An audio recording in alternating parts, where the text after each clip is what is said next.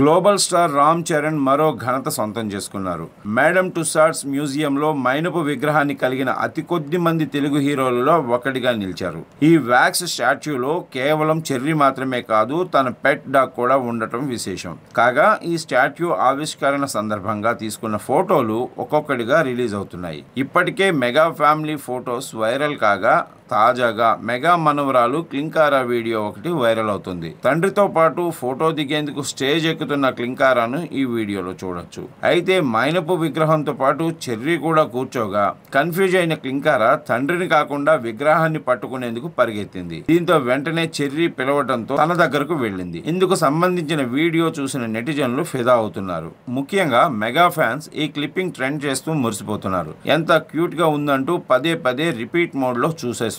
అనవసరంగా కన్ఫ్యూజ్ చేయకండి, కన్ఫ్యూజన్ లో ఎక్కువ ఏడ్ చేస్తా అన్నట్టు ఉందంటూ నవ్వుతూ తమ ఒపీనియన్ షేర్ చేసుకుంటున్నారు.